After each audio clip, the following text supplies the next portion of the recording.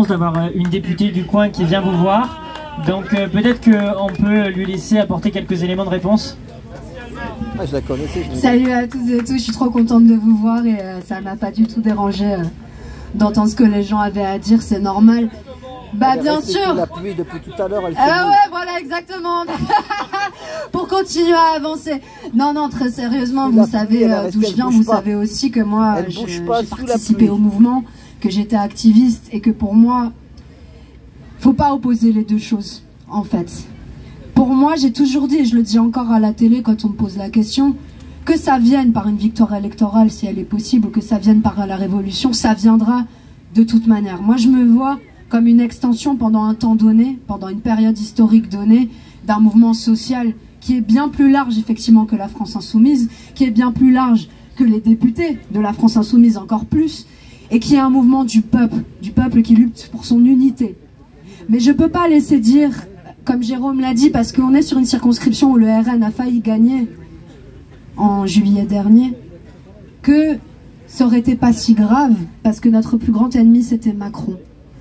Moi, dans la circonscription que vous connaissez bien, il y a Elbeuf, il y a Canteleu, il y a Grand Couronne, il y a des villes où il y a des jeunes racisés qui se sont levés après le meurtre de Naël. Il y a des villes, à Elbeuf, où un jeune a été laissé pour mort sur le rond-point du Calvaire.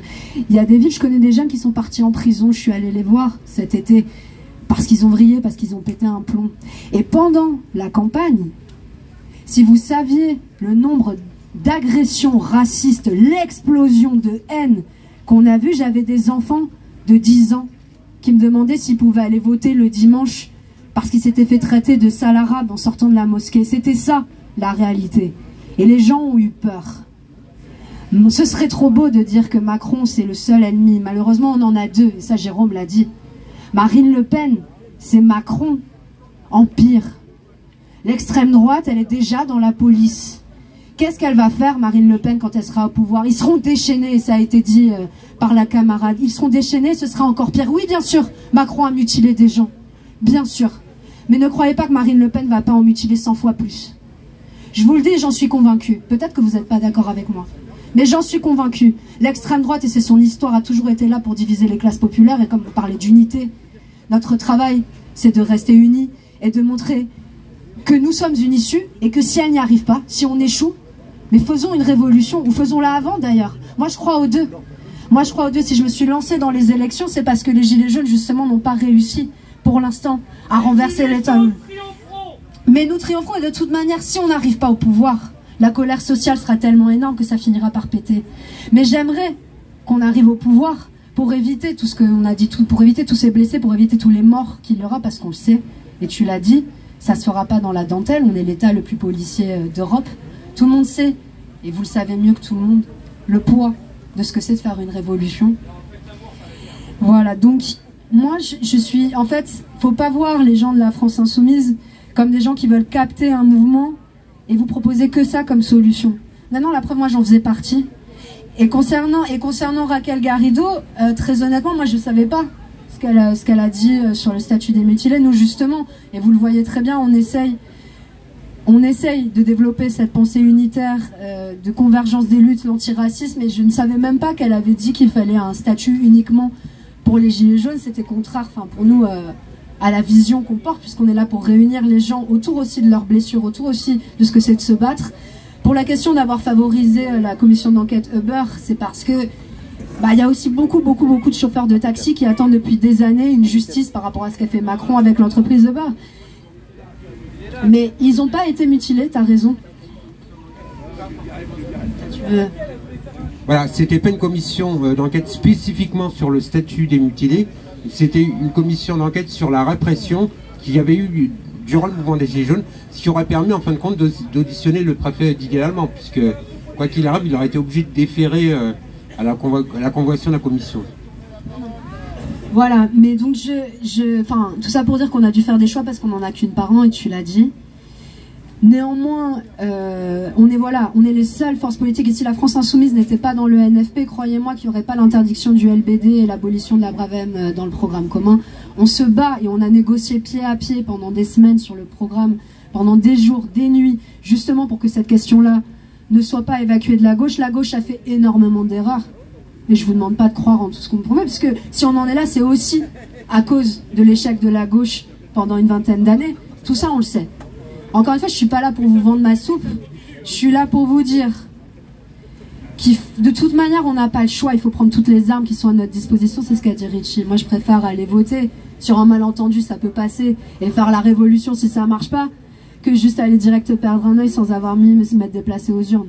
Mais ça veut pas dire qu'on dit que ça marchera forcément, et ça veut pas dire qu'on condamne les mouvements. Sans mouvement social, de toute manière, le programme qu'on veut mettre en œuvre, il est tellement dur socialement pour les grandes multinationales, il est tellement ambitieux que si on n'est pas suivi par le peuple, il se passera rien et on se fera rouler dessus. Donc on a conscience que tout ça, ça se construit ensemble, et mon modèle, c'est celui du Front Populaire.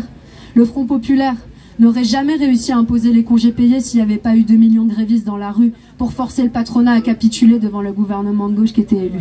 Voilà, c'est ça que je veux dire. On est des représentants, on le restera pas longtemps. On veut la 6e République, on veut le référendum d'initiative citoyenne. Tout ça, on le porte avec vous, et on le portera dans la rue, et on est les seuls à manifester aux côtés des gens, et vous le savez, on se voit souvent en manif d'ailleurs. Donc je voulais vous dire, pas tous pourris, mais surtout, on se retrouve dans la rue, et je pense qu'il faut effectivement reprendre les ronds-points. Je pense que c'est une très bonne idée. Merci beaucoup.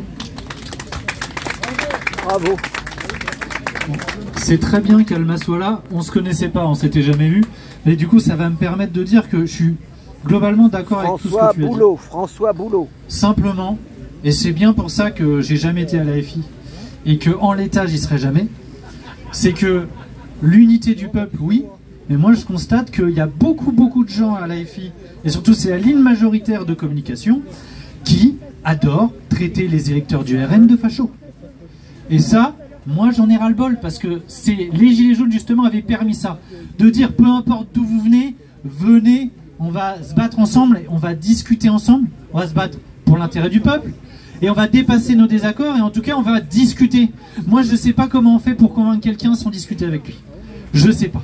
Et donc j'en ai ras-le-bol vraiment. S'il y a un truc qui m'exaspère à gauche, c'est cette approche morale d'essayer de dire que vous êtes un facho, en fait on vous enferme dans une case. Ça y est, t'as mal voté un jour, t'es un con pour toujours, un raciste pour toujours.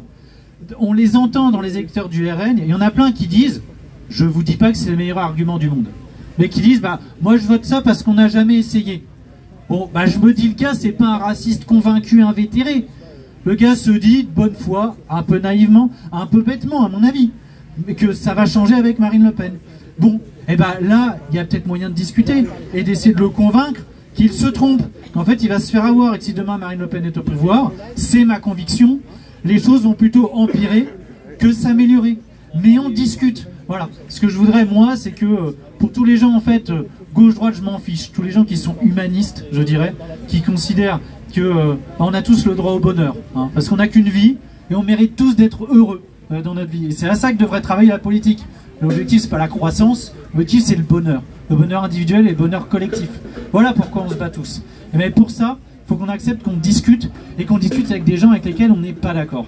Cette approche morale m'a toujours dérangé à la France Insoumise, à la gauche en général, et c'est pour ça qu'en l'état, bah, moi je me reconnais dans aucun parti politique, parce qu'il n'y en a aucun qui me donne la possibilité, comme les Gilets jaunes l'ont permis, qu'on discute tous ensemble et qu'on essaie de se convaincre mutuellement et de progresser tous ensemble.